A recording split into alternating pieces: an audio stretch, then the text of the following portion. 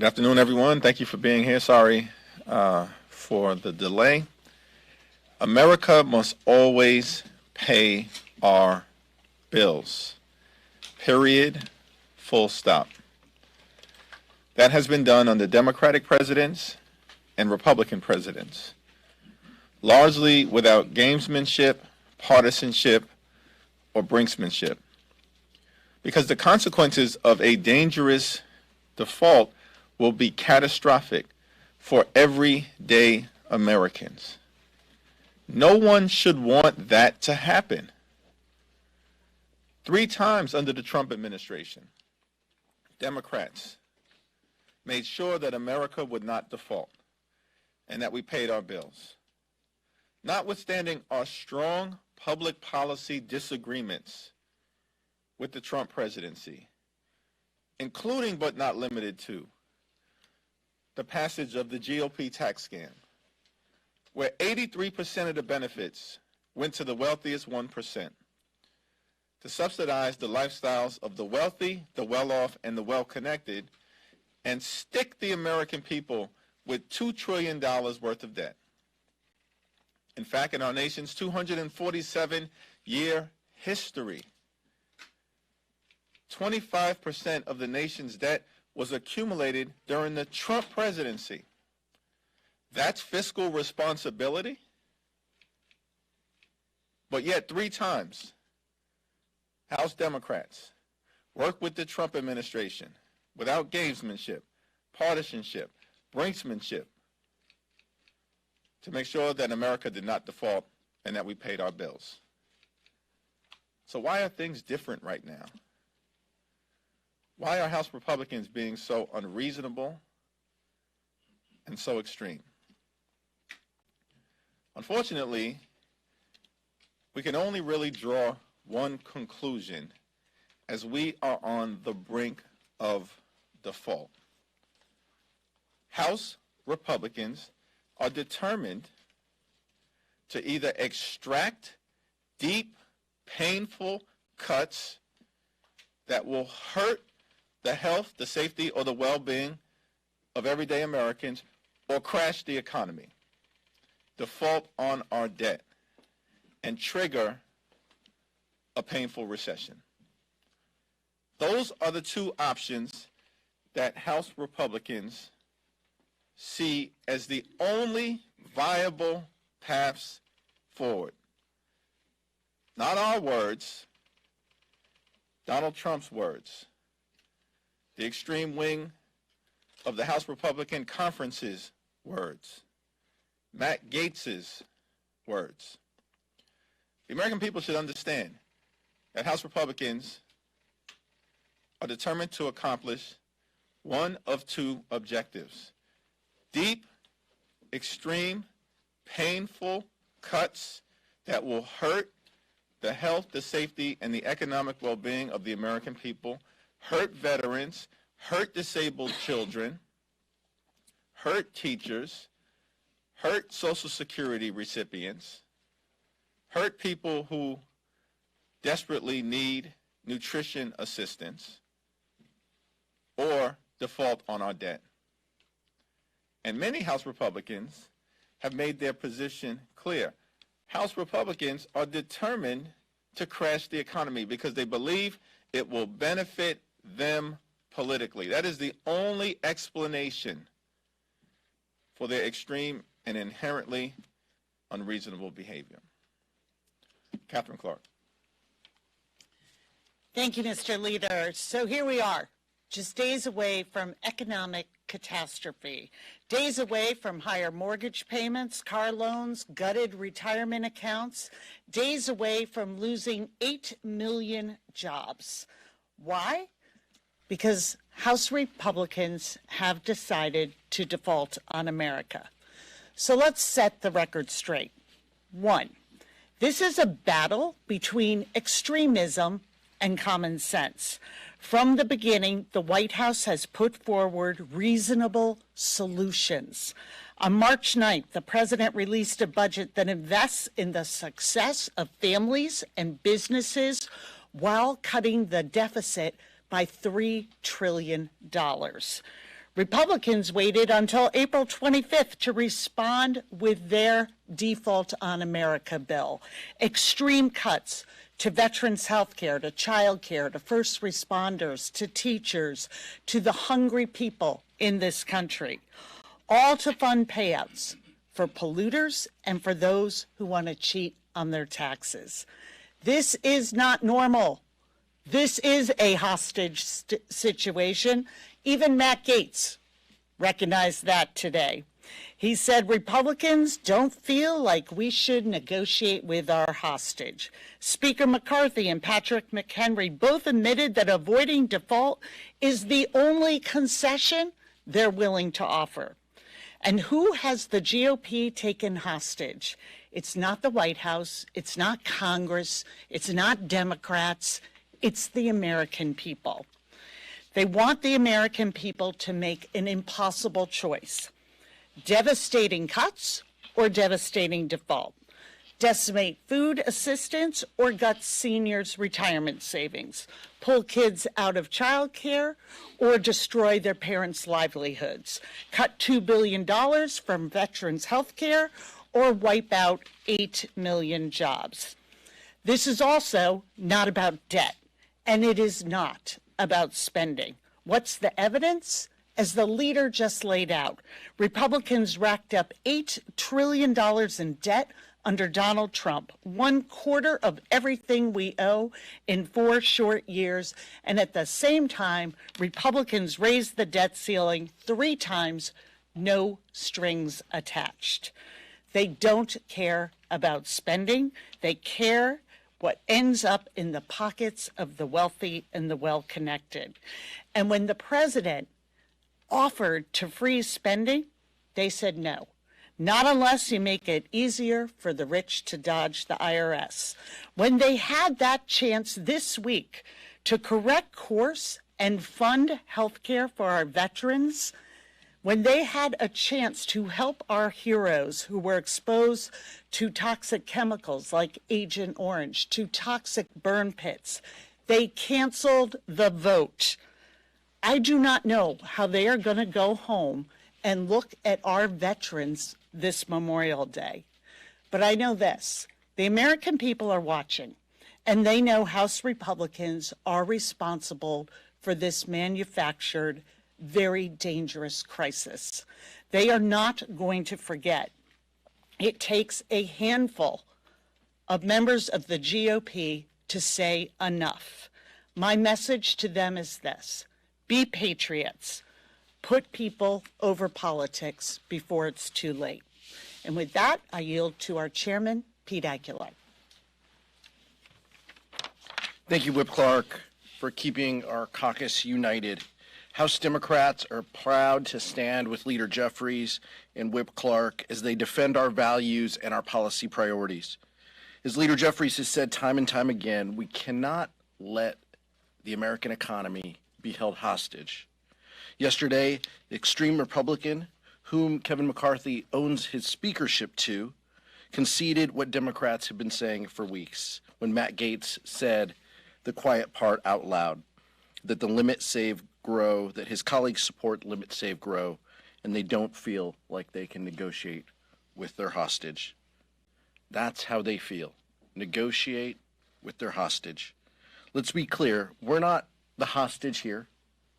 As the whip said, the American public are the hostages here. School teachers, firefighters, our seniors, our veterans, working families across this country who could lose their jobs if we default. That's who Matt Gaetz and Kevin McCarthy are holding hostage. And that's who House Democrats are holding the line for. Leader Jeffries. Thank you, Catherine. Thank you, Pete. Questions? Thank you very much, Leader Jeffries. A few questions. One, will the Democratic caucus accept a deal on the debt if the president and the speaker are able to reach an agreement? Will Democrats accept any change in work requirements for Medicaid and SNAP? And finally, is there anything you would be willing to concede? For example, would you be for recovering unspent COVID funds? Yeah, President Biden has already put reasonable proposals on the table. President Biden introduced the budget on March 9th. That budget will strengthen and protect Social Security, invest in an economy that works for everyday Americans, and cut the deficit by $3 trillion. In part, by making sure that the wealthy, the well-off, and the well-connected pay their fair share, we increase investments in the health, the safety, and the economic well-being of the American people. Increase investments, while at the same time ending wasteful subsidies for big pharma and big oil. That's President Biden's proposal. The Republicans want to dramatically cut spending in a way that will hurt veterans, hurt disabled children, hurt older Americans, hurt teachers, hurt the American people. So we're in a divided government situation. Democrats have the White House. Democrats have the Senate. Extreme MAGA Republicans barely in control of the House. So President Biden says, we want to increase investments in the American people. You want to dramatically cut spending. Let's find common ground and freeze spending at the 2023 level. That is an inherently reasonable compromise. They have rejected it. Republicans have rejected putting revenue on the table, rejected making sure the wealthy and the well-off pay their fair share, rejected revisiting the 2017 GOP tax scam, where 83% of the benefits went to the wealthy 1%. They have rejected looking at the child tax credit, which reduced poverty in half in the United States of America. So President Biden has been very reasonable in what he has put on the table. Freeze spending, reduce the deficit by $1.1 trillion on top of the $1.7 trillion deficit reduction that he's already accomplished. And through the appropriations process, let's work together to figure out how we can do more to both invest in the American people and deal with our financial situation into the future. That's reasonable. That's reasonable. Thank you. Good afternoon. How do you sell this to your caucus, depending on what the deal is, when you say, okay, freeze things at 2022 levels? 2023 levels. 2023 levels. Freeze things at, so how do you sell this to your caucus if you say freeze this at 2023 levels? Yet some might say, well, that is a cut. You know, sometimes this is in the eye of the beholder. A change in the rate of growth when you're expecting it to go up at a certain rate could be interpreted as a cut. Is that going to be a problem on your side of the aisle? What I'm saying is that it's reasonable for all sides to consider a common ground, middle of the road position, which is to freeze spending at the 2023 level. That is not an extreme position, which is what the Republicans hold. It's not everything that Democrats want, but it is a middle ground position, which President Biden has offered to House Republicans, and they have rejected it because they are only interested in taking hostages or crashing the American economy. Catherine? Mr. Leader, do you have regrets that your party did not raise the debt ceiling when it was in the majority? It's not my understanding that the challenge was not addressing the debt ceiling because Democrats refused to do it. But it's my understanding that Republicans in the Senate were unwilling to discuss this issue last December, perhaps because they wanted to set up a hostage-taking situation. Leader Jeffries, where do you stand on the 14th Amendment? Well, I think that President Biden has indicated that he believes he may have the power under the 14th Amendment to take this step if we are hurtling toward a dangerous default, and I think I'll leave it at that. Leader Jeffries, is there still a version of permitting reform that can work as part of this process? That's unclear. I think we have to find common ground around the spending issue, which has been at the center of the unreasonable demands that Republicans have articulated, and President Biden has indicated a willingness to freeze spending. That is reasonable, and that's trying to establish some common ground with the other side of the aisle, which they've rejected because apparently they are determined to default on our debt and to crash the U.S. economy. I want to yield to Catherine to make an announcement. We just want to let you all know that we have the full Democratic caucus on the discharge petition, all 213, which is another sign of the unity that we have. And we know who we're fighting for. It's the American people. And that's what continues to drive our work. And what we are seeing here is a GOP caucus that has become extreme and has decided that they are working for the wealthy and the well-connected at the expense of every other American. And we only have to look ahead to see what their plans are for the month of June, which is doubling down on the tax scam of 2017. So let's be clear what this exercise is. They are willing to default the full faith and credit of the United States, which we have never done before. We know what a dangerous calamity this will be for American families, but we don't even know the type of global recession that this could set off. And while they are talking about fiscal responsibility, they're already planning to support further tax cuts for the wealthy. This is where the GOP is. This is why it is so dangerous and so much at stake. And the difference between the unity of the Democratic Party is that for our differences in ideology and approaches, we have the shared value of putting Americans' security first.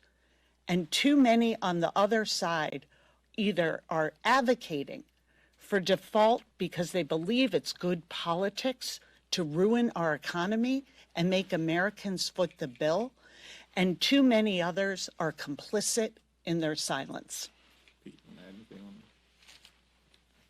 I want to thank Whip Clark for the unity of the Democratic caucus. Having 213 signatures means we're 5 signatures away. And so for our Republican colleagues who give interviews and go back home and talk about how they want to work together and talk about how they're not extreme like Marjorie Taylor Greene and how she doesn't speak for them, this is their opportunity. They can either go home and honor our veterans, or they can lend their signatures to the discharge petition, end this, work with us, and avoid catastrophe. It seems pretty simple. On the discharge petition, pretty much every Republican has said publicly that they oppose it, but have any of you heard from them, maybe privately, that they'd be willing to maybe be pressed to cross the aisle and join you? Well, the stakes are now crystal clear. House Democrats have provided a vehicle to end this reckless and dangerous default crisis and avoid the economy crashing. Moderate Republicans have said they want to avoid a dangerous default. Find common ground with Democrats and avoid a job-killing recession. It's now time for House Republicans to break with the extreme wing of their party and join House Democrats to put an end to the default crisis. The failure of 5 House Republicans to do so will simply reinforce the point that at the end of the day, what they really want is for America to default. House Republicans have the opportunity to prove that that is not the case. And let's see what happens on the floor this afternoon or tomorrow. Have you spoken with the White House negotiators today after their meeting that just wrapped up? And is there any progress that you can report, any new offers from either side? I have not had the opportunity to speak to the designees of the White House today or anyone from the White House this afternoon, but I do look forward to having a conversation with them. One of the things that I will continue to communicate to the White House is that it's not clear to me that the extreme MAGA Republicans in the House are having these discussions in good faith. It does appear increasingly likely that House Republicans want a dangerous default, they want to crash the economy, and they want to trigger a job-killing recession. It's my hope that 5 Republicans from New York or California or other moderate districts throughout the country can prove me wrong, prove us wrong, and they now have an opportunity to do so, just 5, by signing a discharge petition that can end this madness right now. Last question. We've heard from Speaker McCarthy a lot. I believe he's spoken to us a dozen times in the last, since Monday. I'm wondering if you think it would be helpful at all if we heard directly from President Biden more in these negotiations. Well, the president spoke earlier today, and I think that was appropriate that he spoke on the 1-year anniversary of the tragic mass shooting and the killing of precious young children in Uvalde. It's my expectation that if Republicans continue to play games with the American economy, threaten default, and drive us into a very dangerous situation, that we'll begin to hear from the Biden administration, if not the president himself. I have full confidence in the goodness of President Biden, who wants to find a resolution that protects everyday Americans and is engaging in good faith discussions to try to arrive at that conclusion. But the challenge that the American people face is that it's not clear the extreme MAGA Republicans are interested in finding common ground at the end of the day, because they have rejected every single reasonable proposal that the Biden administration has put on the table, which leads many of us to draw the conclusion that at the end of the day, what the House Republicans want is a dangerous default. They want to crash the economy. They want to trigger a job-killing recession because they believe that it will improve their electoral prospects for the insurrection in chief, who's going to be their nominee in November of 2024. Paul, last question. Do you follow off of that then? Do you think that this White House has been a bit naive in not understanding how this game is being played? They're operating under the don't negotiate in the press world of negotiations, and McCarthy can't stop talking to the press, and McHenry and Graves can't stop talking to us. All they do is negotiate through the press. And do you feel like they've been naive in not understanding what you're saying you're going to tell them later today? Well, the more that House Republicans talk, the more information and insight the American people have into their true motives, which is that they are engaged in a hostage-taking situation. The hostage is the American economy and everyday Americans, and apparently, at the end of the day, they're willing to shoot the hostage. That's our view as House Democrats. I think the president, who worked closely, side by side, in this institution with the extreme MAGA Republicans and understand what they're all about and who's driving this majority. And the White House and President Biden do have a different set of responsibilities, which is to try their hardest in good faith to find common ground. That's what the president has been trying to do. But what the last few days, I believe, have revealed is that even reasonable things that have been put on the table, like a spending freeze, have been rejected because the extreme MAGA Republicans, as Donald Trump indicated, are either trying to extract deep, painful cuts that are not sustainable and that there are not Democratic votes to support in the House of Representatives, or crash the U.S. economy. Thank you.